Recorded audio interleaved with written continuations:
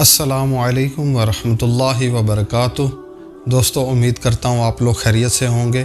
پہلے ایک حدیث ملاحظہ فرمائیے کہ ایک شخص نے رسول اللہ صلی اللہ علیہ وسلم سے پوچھا کہ کون سا مسلمان سب سے بہتر ہے۔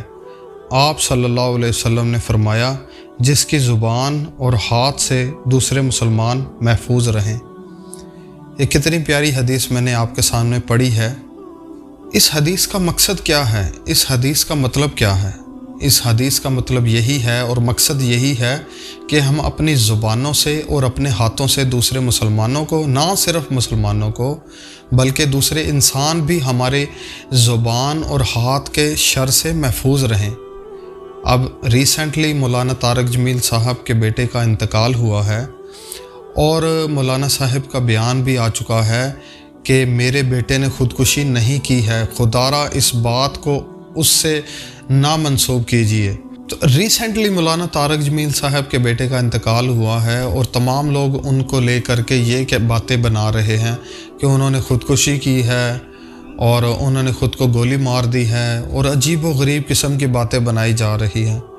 میرا یہ بات کرنے کا مقصد یہ تھا کہ آپ اس حدیث پر غور کیجئے کہ ہمیں اپنی زبان کو بڑے احتیاط سے استعمال کرنا ہے، اپنے ہاتھوں کو بڑے احتیاط سے استعمال کرنا ہے۔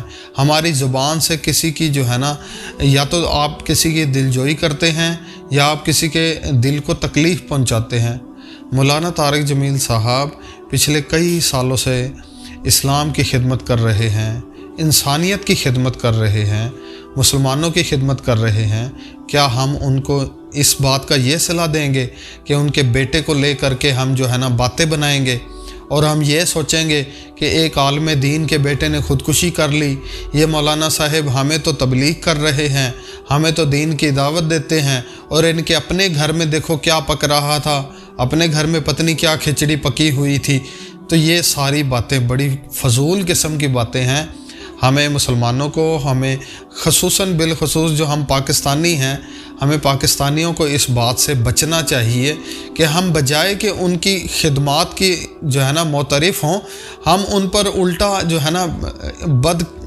برے قسم کے ہم ان پر گمان کر رہے ہیں کہ ان کے گھر میں نہ جانے کس قسم کے حالات چل رہے تھے جو ان کے بیٹے نے خودکشی کر لی ہے۔ تو ہمیں سوچنا پڑے گا کہ ہم کس طرف جا رہے ہیں۔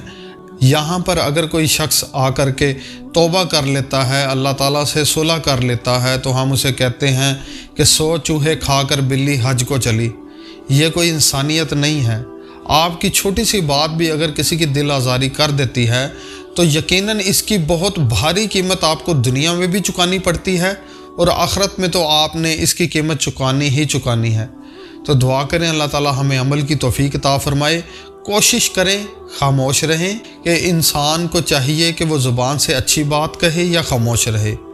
اگر آپ کے زبان پہ اچھی بات نہیں آ رہی، کسی کی تعریف نہیں آ رہی، اللہ کا ذکر نہیں آ رہا، اگر آپ کی زبان سے کوئی اصلاح کی بات نہیں نکل رہی، تو بہتر یہ ہے کہ آپ اپنی زبان کو خاموش کر لیں، اسی میں بھلائی ہے۔ دعا کریں اللہ تعالیٰ ہمیں عمل کی توفیق عطا فرمائے۔